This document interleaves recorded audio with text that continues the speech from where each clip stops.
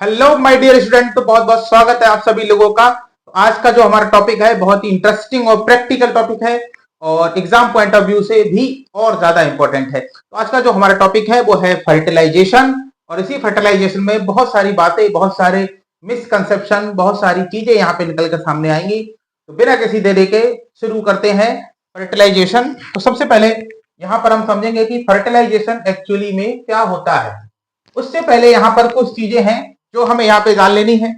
तो ये reproductive event में कुछ चीजें होती हैं, या ये आप कह लो कि यहाँ से एक क्वेश्चन आपका कभी कभी ये से पूछ लेते हैं कि ये जो स्टेप्स हैं इनका ऑर्डर बताइए। ठीक है, तो ये रीअरेंज करिए इसको। तो ये ऑर्डर में लगे हुए हैं, यानी सबसे पहले जो है, फर्स्ट ऑफ ऑल सबसे पहले गेमीटोजेनेसिस होगा। गेमीटोजेनेसिस का मतलब है मेल एंड फीमेल गमीट का बनना। मेल एंड फीमेल गमीट में कौन? स्पर्म का बनना। स्पर्म का बनना जिसको कहते हैं स्पर्मेनोजेनेसिस।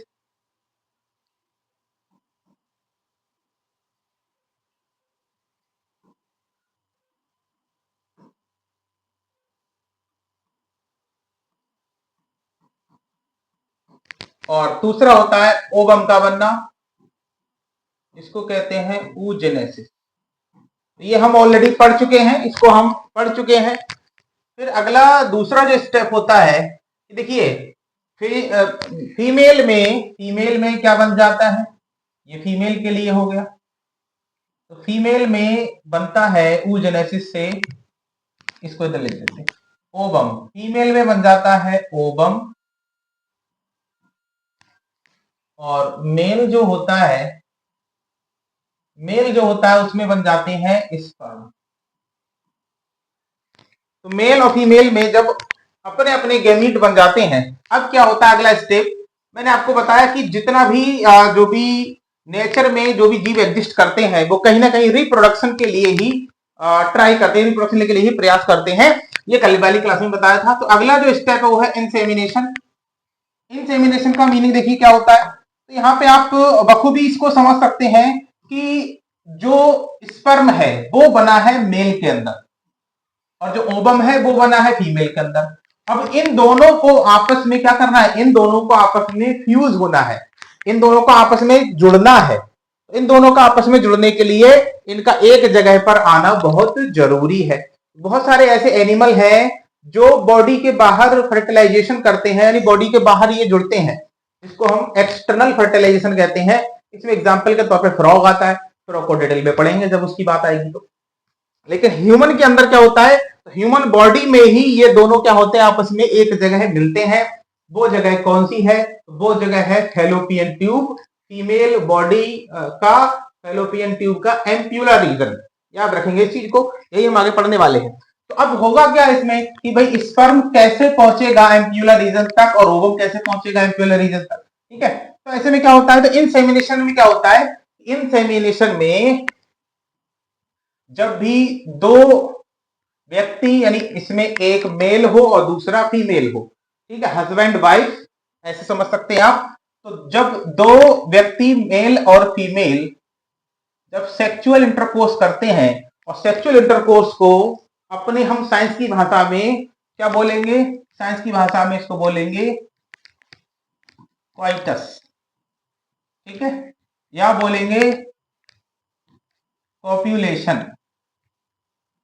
कॉप्यूलेशन, ठीक है। तो जब मेल और फीमेल क्वाइटस या कॉपुलेशन करते हैं, तो जो स्पर्म है जो स्पर्म होगा मेल से जो निकलेगा, स्पर्म जो है वो वजाइना के थ्रू, वजाइना से होते हुए कहां पहुंचेगा, एम्प्यूलर रीजन में पहुंचेगा।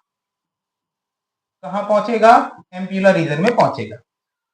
उधर दूसरी ओर से ओवम जो है वो ओवरी से निकलकर कहां पर, एम्प्यूलर रीजन में पहुंचेगा। ठीक है, फैलोपियन ट्यूब के जरिए। तो यहां पर ये एम्प्यूलर रीजन में दोनों मिलते हैं, एम्प्यूलर रीजन में दोनों क्या होते हैं, मिलते हैं। तो अब ऐसे समझ के चलो कि ओवम जो है, ये ओवम मिल गया, और फिर इधर से स्पर्म आया, इधर से ये स्पर्म आया और इन दोनों में आपस में क्या हो गया, इनका फ्यूजन हो गया, फ्यूजन हो गया। तो जब फ्यूजन होता है, फ्यूजन को ही क्या बोलते हैं, इसी फ्यूजन को कहते हैं फर्टिलाइजेशन। इंसेमिनेशन का मतलब है केवल स्पर्म का वजाइना के थ्रू एम्प्यूला तक पहुंचना, वो कहलाता है इंसेमिनेशन। इंसेमिनेशन के बाद फिर क्या होता है, दोनों एक दूसरे के कांटेक्ट में आते हैं और कांटेक्ट में आने को बोलते हैं फर्टिलाइजेशन। ठीक है, कांटेक्ट में आने को क्या बोलेंगे, फर्टिलाइजेशन। तो फर्टिलाइजेशन का मतलब हो गया फ्यूजन होना, fusion of sperm with ovum, fusion of sperm with ovum. देखिए, इसी इसी वजह से आपको ध्यान रखना है, बहुत सारे जो दंपत्ति है, जो कि शादीशुदा लोग हैं, वो कई बार तो इसी वजह से परेशान रहते हैं कि वो कहते हैं कि हमें बच्चे नहीं हो रहे हैं, है ना, कंसीव नहीं हो रहा है। मेन प्रॉब्लम होती है कंसीव की, तो कहीं ना कहीं टाइमिंग की भी जरूरत होती है। सेक्सुअल इंटरकोर्स में स्पर्म और ओवम का एक साथ पहुंचना एम्प्यूला तक, ये सबसे बड़ी चीज है। अगर दोनों में अंतर हो गया, स्पर्म पहले पहुंच गया है और ओवम बाद में पहुंचा, तब भी फर्टिलाइजेशन नहीं होगा। तो दोनों का एक साथ पहुंचना एम्प्यूला में बहुत जरूरी होता है। और वो टाइम आपका क्या होता है, वो टाइम होता है 14th डे जनरली। तो 14th डे यानी ओव्यूलेशन का टाइम, क्योंकि ओव्यूलेशन जैसे ही होगा वैसे ही ओवम जो है वो एम्प्यूला की तरफ बढ़ेगा, और उधर से उसी समय पे अगर स्पर्म जो है एम्प्यूला की तरफ बढ़ जाए तो फिर यहां पर आपको फर्टिलाइजेशन के चांस मिल जाते हैं। तो बहुत सारे ऐसे मिसकंसेप्ट रहते हैं, लोगों को पता नहीं होता है कि किस समय जो है कंसीव होने का सही टाइम होता है। याद रखेंगे, मेंस्ट्रुअल साइकिल का जो मिड टाइम है, जिसमें हम 14 डे को अगर हम यहाँ पे सेफ जोन लें, तो सेफ जोन में हम लिख सकते हैं 13 से लेके और 15 तक, यानी 13, 14 और 15 डेज जो मिड साइकिल है, जो जिसके भी यहाँ पे है, तो वहां से हम इसको ले सकते हैं। तो यहाँ पर फर्टिलाइजेशन के चांसेस सबसे ज्यादा होते हैं, याद रखना इस चीज को। ठीक है, तो ये कहानी है। तो हर कोइटस या हर पॉपुलेशन जो है वो फर्टिलाइजेशन नहीं होता है, या कह लो कि प्रेगनेंसी के चांस हर इंटरकोर्स में नहीं होते हैं। ठीक है, तो इस तरह से भी इसको हम समझ सकते हैं। फिर क्या होगा, जब फर्टिलाइजेशन हो जाएगा, इसके बाद ये यूट्रस में जाकर क्या हो जाएगा, उसके साथ एम्बेडेड हो जाएगा, जिसको हम बोलते हैं इम्प्लांटेशन। इसके बाद फिर उसकी ग्रोथ होगी, जिसको हम बोलते हैं जेस्टेशन। फाइनली डिलीवरी हो जाएगी, उसको बोलते हैं पार्टुरेशन। तो ये सब हम पढ़ेंगे, यानी अब हमें जो यहाँ पर पढ़ना है वो तीसरा पढ़ना है, थर्ड एंड फोर्थ। तो इस लेक्चर में हम पढ़ेंगे फर्टिलाइजेशन क्या होता है, इम्प्लांटेशन क्या होता है, फिर आगे के जो लेक्चर में हम जेस्टेशन और पार्टुरेशन की बात करेंगे। तो आई होप आप इस चीज को समझ गए होंगे। तो अब बात करते हैं फर्टिलाइजेशन एक्चुअली में क्या होता है। ठीक है, तो फर्टिलाइजेशन क्या होता है, तो मैंने आपको आइडिया तो दे ही दिया इसमें, fusion of male and female gamete. जब मेल और फीमेल गैमीट दोनों आपस में फ्यूज करते हैं, दोनों आपस में जुड़ जाते हैं, तो इस प्रोसेस को कहते हैं फर्टिलाइजेशन। और ये कहाँ होता है, ये एम्प्यूला में होता है। ये कहाँ होता है, एम्प्यूला। एम्प्यूला क्या है, तो फेलोपियन ट्यूब का पार्ट है। फेलोपियन ट्यूब कहाँ होती है, तो फीमेल रिप्रोडक्टिव सिस्टम का ये एक पार्ट होता है। ठीक है, और ऐसा फर्टिलाइजेशन पॉसिबल कब हो सकता है, तो पॉसिबल हो सकता है ल्यूटल फेज में, ल्यूटल फेज में। ठीक है, ल्यूटल फेज में, क्योंकि ल्यूटल फेज में ही क्या होता है, ओव्यूलेशन होता है। ल्यूटल फेज में ही क्या होता है, ओव्यूलेशन होता है। तो हम इसमें लिख सकते हैं 13th to 15th डे, है ना, ये हम यहाँ पे इसको लिख सकते हैं। एक चीज इसमें सबसे इंपॉर्टेंट जो बात है वो क्या है, कि फर्टिलाइजेशन तभी अकर करेगा, can occurs only can occurs only if sperm and ovum reach simultaneously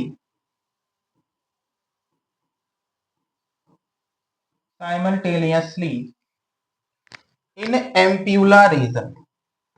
ये चीज मैंने आपको वहां लिखवा दी, वहां समझा दी, यहां आपको लिखवा इन एम्प्यूला रीजन, ठीक है। तो तभी ऐसा हो सकता है, यानी स्पर्म को और ओवम को एक साथ पहुंचना होगा एम्प्यूला रीजन के अंदर, तभी फर्टिलाइजेशन पॉसिबल है, अदरवाइज फर्टिलाइजेशन पॉसिबल फिर नहीं है। याद रखना है इस चीज को, ठीक है। ये कहानी है। इसी के साथ फिर आगे क्या होगा, आगे क्या होगा, इस चीज कहानी में आगे बढ़ते हैं। इस कहानी में जब हम आगे बढ़ते हैं, ठीक है, तो आगे बढ़ते समय अब हम यहाँ पे कुछ चीजों का ध्यान ध्यान से इसको देखेंगे। तो मेंस्ट्रुअल साइकिल का ये 14th डे है, 14th डे है। 14th डे में क्या हो चुका है, ओव्यूलेशन हो चुका है, ऐसा हम मान चुके हैं। जब ओव्यूलेशन होता है तो फिर क्या होगा, देखिए अब इस फिगर में देखिए, ये जो फिम्ब्राई है, ये जो फिम्ब्राई है, ये फिम्ब्राई क्या करेंगे, ओव्यूलेशन से क्या निकलेगा, ओव्यूलेशन से एग निकलेगा।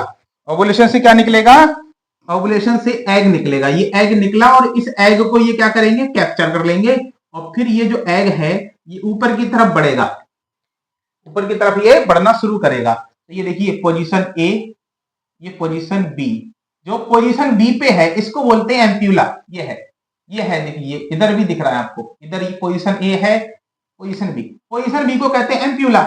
अब अगर जैसे यहां से ओवम यहां पहुंचा, एम्प्यूला तक पहुंचा, और उधर से ही स्पर्म ऐसे इधर से साथ साथ स्पर्म चले, इधर से ये चले, इधर से स्पर्म चले, इधर से स्पर्म चलेगा ऐसे, स्पर्म चलेगा ऐसे, और दोनों यहां पर आकर जब एक साथ मिलेंगे, एक साथ मिलेंगे, और स्पर्म इसको क्या करेगा, स्पर्म इसको फ्यूज करेगा, स्पर्म इसको क्या करेगा, फ्यूज करेगा।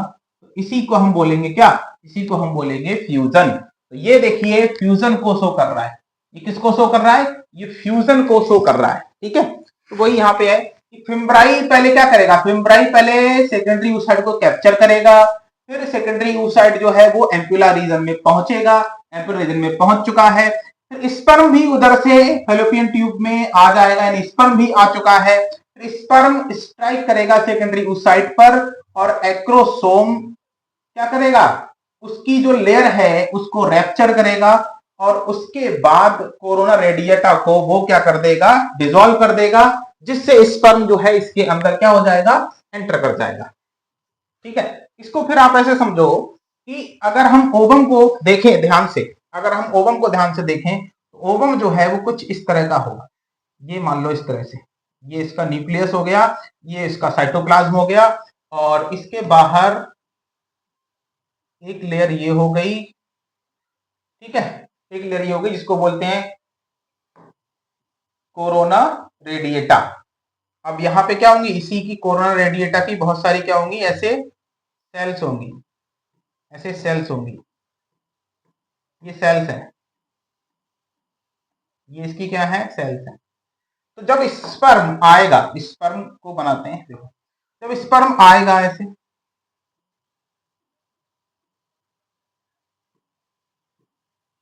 जब स्पर्म आएगा तो स्पर्म के आगे एक लेयर होती है जिसको कहते हैं एक्रोसोम, जिसको कहते हैं एक्रोसोम। एक्रोसोम लाइसोसोम की ही तरह होता है, इसमें भी हाइड्रोलिटिक एंजाइम्स होते हैं, और उस एंजाइम का नाम है स्पर्मलाइसिन, स्पर्मलाइसिन इसका नाम है। तो स्पर्मलाइसिन नाम का एक एंजाइम रिलीज करेगा, जिससे क्या होगा, जिससे ये जो कोरोना रेडिएटा की ये जो सेल्स की लेयर है ये ब्रेक हो जाएगी, और ब्रेक होने के बाद फिर वो जोना पेलिसुटा में पहुंच जाएगा। इसके बाद ये कहा जाएगा, इसके बाद ये जो येलो वाली लेयर है इसको कहते हैं जोना पेलिस्यूडा, ठीक है, इसको बोलेंगे जोना पेलिसीडा में जाएगा, और फाइनली फिर इसके बाद ये साइटोप्लाज्म में एंटर कर जाएगा। इस तरह से ये इस तरह से एंटर करते हुए चला जाएगा। तो वही यहाँ पे लिखा हुआ है कि एक्रोसोम जो है वो क्या करेगा, एक्रोसोम रैप्चर कर देगा इसको, और इसकी मेम्ब्रेन को डिसॉल्व कर देगा, और इसके आगे की कहानी फिर ये है, यहाँ पर आपको साफ साफ दिख रहा है कि एक जो है यहाँ पे स्पर्म जो है वो अंदर आ चुका है। इसके आगे की बात अगर हम करते हैं, इसके आगे की अगर हम बात करें, फिर क्या होगा, फिर स्पर्म का पेनिट्रेशन होगा। ये फिगर देखिए, इस फिगर में आप समझिए, देखिए ये है स्टेप 1, ये है स्टेप 1, ये स्टेप 1 है। जब स्पर्म क्या कर रहा है, ये एक्रोसोम है स्पर्म का, जो एक्रोसोम है वो कोरोना रेडिएटा की ये जो सेल्स हैं इनको क्या कर रहा है, डिस्ट्रॉय कर रहा है। इनको डिस्ट्रॉय करते हुए फिर ये स्टेप नंबर 2 में पहुंच गया, और स्टेप नंबर 2 में ये पहुंच चुका है जोना पेलिसुडा के पास। जोना पेलिसुडा को इसने स्टेप 3 में क्या कर दिया, ब्रेक कर दिया, और फाइनली स्टेप 4 में ये पहुंच गया साइटोप्लाज्म के अंदर। और साइटोप्लाज्म के अंदर जाने के बाद फिर ये जो एग का न्यूक्लियस है इसके साथ ये क्या करेगा, फ्यूज कर जाएगा। तो आइए यहाँ पे देख लीजिए इसको। तो पेनिट्रेशन स्पर्म का होता है, सेकेंडरी oocyte कंप्लीट करता है अपने मायोसिस सेकंड को। ये चीज हमने वहां पर भी पढ़ी थी, यहाँ पर भी आ गई है। तो जब मेयोसिस सेकंड इसमें होता है तभी क्या बनता है, तभी ओवम बनता है। जोना पेलिसुडा जो है ये एक रिसेप्टर होता है इसके पास, जिसको 2p3 रिसेप्टर कहते हैं, और उसकी वजह से ये स्पर्म को क्या कर लेता है, बाइंड कर लेता है, और फिर जो ओवम है वो पूरी तरह से ब्लॉक हो जाता है, जिससे कि दूसरे स्पर्म ना आ पाए, जिससे क्या होता है, पॉलीस्पर्मी जो है वो प्रिवेंट होता है। ओवम और स्पर्म का जो न्यूक्लियस है वो फ्यूज हो जाएगा, और फ्यूज होने के बाद एक जाइगोट बनेगा, और इसी को बोलते हैं फर्टिलाइजेशन। ठीक है, तो फ्यूज होने के बाद यहां पर क्या बनेगा, फ्यूज होने के बाद यहां पर बनेगा एक जाइगोट, यहां पर बनेगा एक जाइगोट। ठीक है, अब यहां पे देखिए क्वेश्चन लिखा हुआ है कि how to decided the gender of zygote. Zygote का जो जेंडर है वो कैसे डिसाइड होगा, या यहीं से डिसाइड हो जाता है, यहीं से डिसाइड हो जाता है। ये सिंगल सेल जाइगोट है, ध्यान रखना है। जाइगोट हमेशा कैसा होता है, जाइगोट हमेशा सिंगल सेल होगा, और इसका जो जेंडर है, तो जेंडर कैसे डिसाइड होगा इसका, तो इसका जेंडर देखिए, जब भी स्पर्म आते हैं, ठीक है, जब भी 40 मिलियन स्पर्म जो है वो आते हैं, तो उसमें 50% जो स्पर्म होते हैं उनके पास होता है वाई क्रोमोसोम, और 50% के पास होता है एक्स क्रोमोसोम। अब वो डिपेंड करता है कि इसके अंदर जो स्पर्म गया है वो एक्स का गया है या वाई का गया है। और जो ओवम होता है, अगर हम बात करें ओवम की, ओवम के पास होता है क्या, ओनली एक्स क्रोमोसोम। ओवम के पास केवल एक्स क्रोमोसोम ही होता है। तो इसमें एक मिथ क्या है, एक मिथ क्या है, ध्यान से देखना। एक मिथ इसमें यह भी है कि अक्सर जो लड़के ना पैदा होने का जो दोष है वो फीमेल पर जड़ दिया जाता है। और सबसे बड़ी विडंबना तो यह है कि फीमेल ही फीमेल के ऊपर अत्याचार कर रही होती है। एग्जाम्पल के तौर पर सासू माँ अपनी बहू से कहती है कि तुम मेरे लिए नाती क्यों नहीं दे रही है, जबकि वो खुद फीमेल है और दूसरी फीमेल को इस बात के लिए कह रही है, जिम्मेदार ठहराई, जबकि वो जिम्मेदार है भी नहीं। जिम्मेदार है उसका लड़का, यानी उसकी बहू का पति। तो कैसे, तो लड़का होगा या लड़की होगी, इसकी पूरी रिस्पॉन्सिबिलिटी जो है वो स्पर्म के क्रोमोसोम पे डिपेंड करती है। अब आपको पता है कि ओवम के पास तो ऑलरेडी एक्स है। अब अगर इसको ऐसा कोई स्पर्म मिल गया, देखिए ओवम के पास ऑलरेडी क्या है, एक्स है। अब अगर इसके वाई स्पर्म वाले ने इसको फ्यूज किया तो ये एक्स वाई हो जाएगा। अगर इसके एक्स तो इसका पहले से है, अगर मान लो एक्स वाले ने इसको फ्यूज किया तो इन दोनों का एक्सेस हो जाएगा। तो जब एक्स एक्स होता है तो फीमेल होगा, जब एक्स वाई होता है तो मेल होगा। तो डिसाइडेड जो फैक्टर है वो स्पर्म है, ना कि ओवम है। ओवम के पास तो हमेशा ही एक्स रहता है। तो कितना बड़ा मिथ है, इस चीज को आप समझ पाए कि नहीं। तो ये बहुत सारे मिथक हैं, इसमें बहुत सारी मिसकंसेप्शन है ना। इन चीजों को हमें समझना चाहिए और दूसरे लोगों को भी समझाना चाहिए, बताना चाहिए कि इसमें किसी भी फीमेल की या फिर बहू की गलती नहीं है, ये सास को भी समझना चाहिए। तो अगर आपके भी आसपास कोई ऐसा माहौल है, ऐसी कोई सास बहू की परंपराएं हैं, तो मेरी वीडियो उसे दिखा देना, मैं समझा दूंगा, या आप वीडियो देख के वो खुद ही समझ जाएंगे। ठीक है, चलिए आगे बढ़ते हैं। तो अब हमारा जाइगोट बन चुका है। और जाइगोट क्या होता है, जाइगोट होता है सिंगल सेल, याद रखना है, सिंगल सेल जाइगोट होता है। तो अभी तक हुआ था ये मियोसिस डिवीजन। अब इसके बाद जाइगोट का डिवीजन होगा, जाइगोट के अंदर डिवीजन होगा, और वो डिवीजन माइटोटिक डिवीजन होगा। वो डिवीजन कैसा होगा, माइटोटिक डिवीजन होगा। देखिए फर्टिलाइजेशन के बाद क्या होता है, माइटोटिक डिवीजन होता है। और इस माइटोटिक डिवीजन को ही क्लीवेज डिवीजन ही कहते हैं। क्लीवेज डिवीजन ही इसको कहते हैं। तो क्या है ये कहानी? तो पहले सिंगल सेल क्या है? ये जाइगोट है, सिंगल सेल जाइगोट है। फिर डिवाइड होके 2 सेल बनती हैं, फिर इसके बाद 4 सेल बनती हैं, फिर 8 सेल बनती हैं, 8 से 16 बनती हैं। 8 से 16 जो डॉटर सेल्स वाला जो स्ट्रक्चर होता है उसको बोलते हैं मोरूला। उसको क्या बोलते हैं? मोरूला। मोरूला क्या है? तो 8 से 16 सेल्स वाला जो स्ट्रक्चर है उसको क्या बोलेंगे? मोरूला कहेंगे, याद रखना है। और मोरूला को बनने में लगते हैं 72 आवर्स, लगभग अप्रोक्स 72 घंटे इसको लगते हैं। इसी वजह से आपने एक दवाई का नाम सुना होगा, अनवांटेड 72। मैंने आपको क्या बताया कि बहुत ही प्रैक्टिकल सब्जेक्ट है ये, और आप सब डॉक्टर बनने वाले हो तो ये सारी चीजें आप जान लो। एक दवाई है कॉन्ट्रासेप्टिव पिल्स है जिसको बोलते हैं अनवांटेड 72। इसका क्या मतलब होता है अनवांटेड 72 का, इसको भी हम यहां पर समझेंगे। तो एक बार जरा यहां पर नजर डालेंगे क्या हुआ, तभी आपको ये बात समझ में आएगी।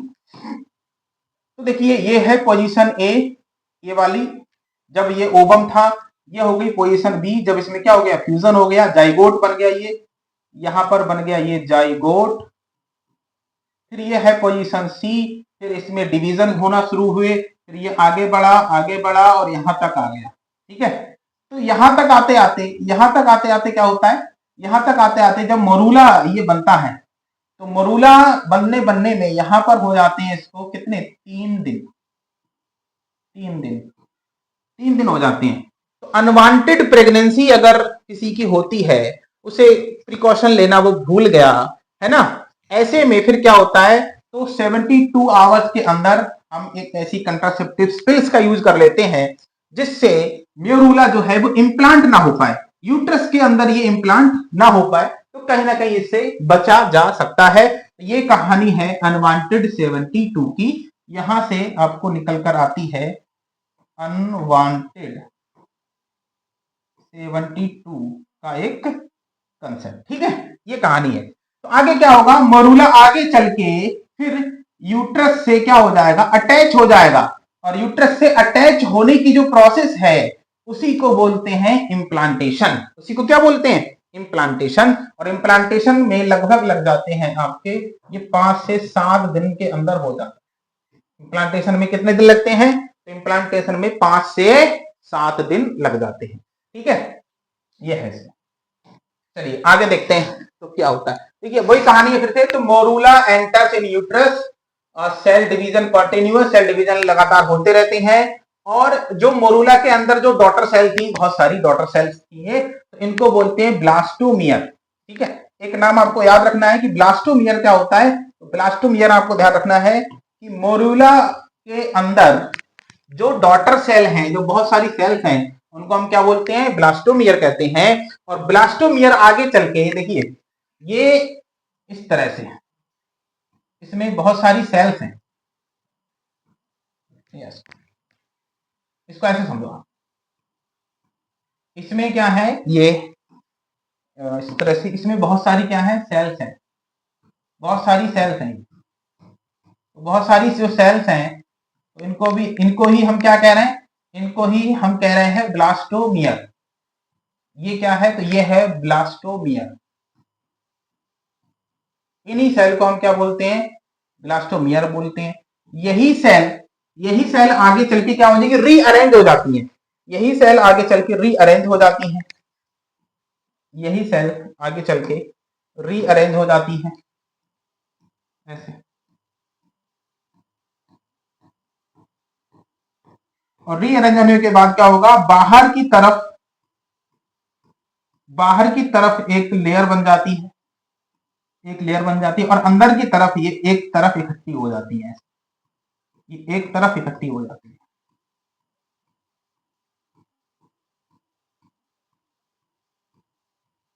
ये इकट्ठी हो जाती है। इस स्ट्रक्चर को क्या कहते हैं? इस स्ट्रक्चर को कहते हैं ब्लास्टोसिस्ट। इसको कहते हैं ब्लास्टोसिस्ट। ये जो आउटर वाली लेयर है इसको बोलते हैं ट्रोफोब्लास्ट। ट्रोफोब्लास्ट इसको कहते हैं, ये जो इकट्ठा हो गई है सेल, इसको बोलते हैं इनर सेल मास। और ये है ब्लास्टोसील, कैविटी है ये क्या है? कैविटी। और इस कैविटी को कहते हैं ब्लास्टोसील। तो इस तरह से ये कहानी है। तो वही चीज लिखा है, blastomere rearrange into outer and central. Outer में क्या होता है? पेरिफेरी लेयर बनती है जिसको ट्रोफोब्लास्ट कहते हैं, लिखा हुआ है। और जो सेंट्रल में जो इकट्ठा हो जाता है सेल्स, उसको क्या बोलते हैं? तो मास एक्यूमुलेशन एट वन साइड, इसको कहते हैं इनर सेल मास। तो ये है इनर सेल मास, ठीक है, ये है inner cell mass, inner cell mass है ये, और वो है ट्रोपोब्लास्ट, ठीक है। आगे चल के क्या होगा? तो आगे चल के यही इनर सेल मास जो है वो एम्ब्रियो बनाएगा, और ट्रोपोब्लास्ट जो है वो उसकी लेयर्स बनाएंगी, ठीक है। आगे चल के क्या होगा? तो आगे चल के देखिए यहां पर ट्रोपोब्लास्ट जो सेल्स है वो क्या करती है? एक्स्ट्रा एम्ब्रियोनिक मेम्ब्रेन बनाती हैं। इसमें एमनियन है, कोरियोन्स है, एलम्टोइस है, यॉक सैक है, ठीक है। एग्जांपल के तौर पे जैसे ये सबसे जो आउटर वाली है, सबसे जो आउटर वाली है ये है कोरियोन, ये है कोरियोन। आउटर वाली जो लेयर है वो कोरियोन है। ये वाली जो लेयर है ये एलन्टोइस है, एलन्टोइस हो गई। और यॉक सैक ये है यॉक सैक। एम्ब्रियो में यॉक सैक जो है बहुत ही पतला होता है, ठीक है। और ये है एमनियम, व्हाइट वाली जो है वो है एमनियम। और ये है एमनियोटिक फ्लूइड, ये है एमनियोटिक फ्लूइड। और फिर से डॉक्टर वाला फील लोगे, डॉक्टर वाला फील लोगे तो कई बार आपके पास बहुत सारे अल्ट्रासाउंड्स आएंगे, बहुत सारे ऐसे पेशेंट आएंगे जिनका एमनियोटिक फ्लूइड बहुत ही कम होता है। तो एमनियोटिक फ्लूइड बहुत ज्यादा नहीं होना चाहिए, ध्यान रखना है इस चीज को, ठीक है। और बहुत ही कम नहीं होना चाहिए। एमनियोटिक फ्लूइड अगर ज्यादा हो जाता है तो उसको पॉलीहाइड्रामिनस कहते हैं। एमनियोटिक फ्लूइड अगर कम होता है तो उसको ओलिगोहाइड्रामिनस कहते हैं, ठीक है। तो ना ज्यादा हो ना कम हो, बस जो एम्ब्रियो है, जो जो फीटस है, उसको फिर वहां पर डेंजर होता है, खतरा होता है। तो ये सारी चीजें हैं, ठीक है। कुछ चीजें प्रैक्टिकल्स हैं, डॉक्टर की लैंग्वेज में है, मैं उस फील्ड से हूं इसलिए मैं आपको बता देता हूं। तो ये भी आपका बेनिफिट है यहाँ पे पढ़ने का, ठीक है। इनर सेल मास क्या बनाएगा? तो ये फ्यूचर एम्ब्रियो बनाता है। इससे 3 तरह की लेयर्स बनती हैं जिसको एक्टोडर्म्स कहते हैं, एंडोडर्म्स कहते हैं, मेसोडर्म कहते हैं, ठीक है। एक्टोडर्म से हमारी स्किन बनती है, एंडोडर्म से हमारी थायराइड ग्लैंड या अदर चीजें बनती हैं, मेसोडर्म से हमारा हार्ट है, किडनी है, ये चीजें बनती हैं। तो ये तरह से यहाँ से क्या है? स्टेम सेल्स निकलती हैं। ये समझ लो एक बीज है और यहाँ से तरह तरह के पौधे निकलेंगे, हर तरह के अंग निकलेंगे। कहीं से किडनी निकलेगी, कहीं से कह लो कि हार्ट निकलेगा, कहीं से ब्लड बनेगा। इस तरह से हमारी बॉडी के जितने भी ऑर्गन्स हैं वो इन्हीं 3 लेयर से बनते हैं, या कह लो इनर सेल मास से बनते हैं, या कह लो स्टेम सेल से बनते हैं। सारी चीजें एक जैसी हैं, ठीक है।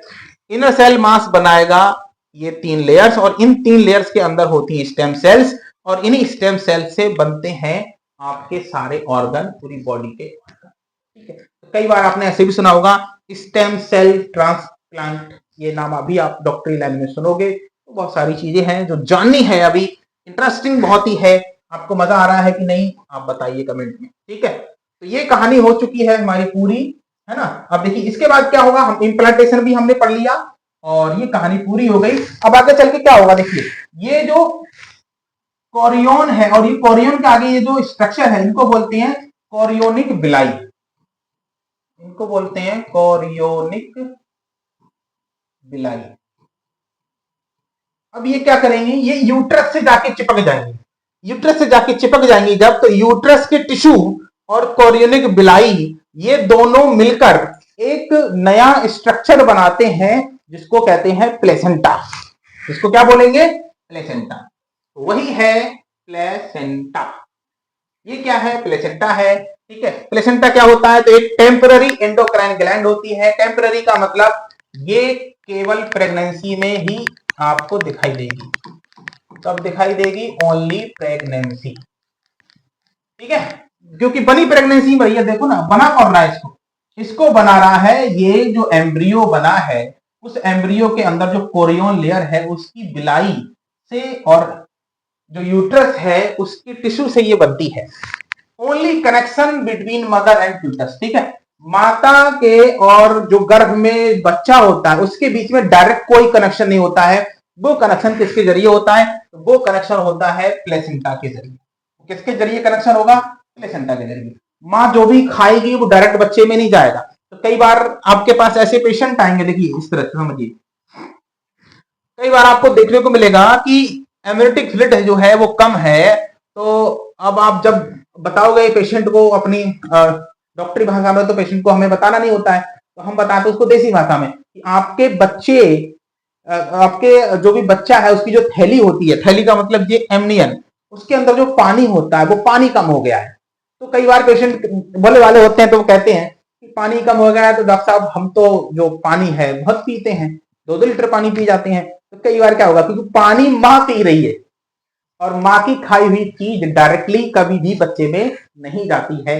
वो प्लेसेंटा का काम है कितना ले जाना है कितना नहीं जाना है। फिर हमें उसको समझाना पड़ता है कि भाई ऐसा नहीं होता है कि आप पानी पियोगी तो डायरेक्ट वो बच्चे में जाएगा। इसके लिए आपको पानी वाले फ्रूट्स, जूसी फ्रूट्स लेने पड़ेंगे, कुछ मेडिसिन होते हैं वो लेने पड़ते हैं, तब जाके ये होता है। तो इस तरह की बातें हैं जो आपको ध्यान से समझ लेनी है इस चीज को। आगे प्लेसेंटा का काम क्या है? तो प्लेसेंटा न्यूट्रिशन प्रोवाइड करती है, ऑक्सीजन प्रोवाइड करती है, और जो नाइट्रोजन वेस्ट होते हैं, CO2 होते हैं, उसको रिमूव भी करती है। इस तरह से बहुत सारे इम्यून सिस्टम बनाती है, बैरियर का काम करती है ये। माँ के ब्लड में बहुत सारे ऐसे इन्फेक्शन होते हैं जो प्लेसेंटा उनको रोक लेती है, कुछ इन्फेक्शन को ये नहीं रोक पाती है, ऐसे भी होता है। जैसे HPV वायरस है तो उसके इन्फेक्शन को ये क्या कर लेती है? रोक लेती है, ठीक है। तो ये सारी कहानी है प्लेसेंटा के अंदर। आगे है कि हार्मोन्स कौन कौन से निकलते हैं। तो क्योंकि देखिए टेम्पररी एंडोक्राइन ग्लैंड है, जब इसको एंडोक्राइन ग्लैंड बोला गया है तो कंफर्म है हार्मोन तो निकलना ही निकलना है। एंडोक्राइन ग्लैंड कोई भी होगी वो हार्मोन्स जरूर बनाती है। तो एक तो इससे निकलता है HCG हार्मोन, एक निकलता है आपका इससे HPL हार्मोन, प्रोजेस्टेरोन हार्मोन निकलता है इससे, प्रोजेस्टेरोन हार्मोन, और एस्ट्रोजन हार्मोन भी निकलता है।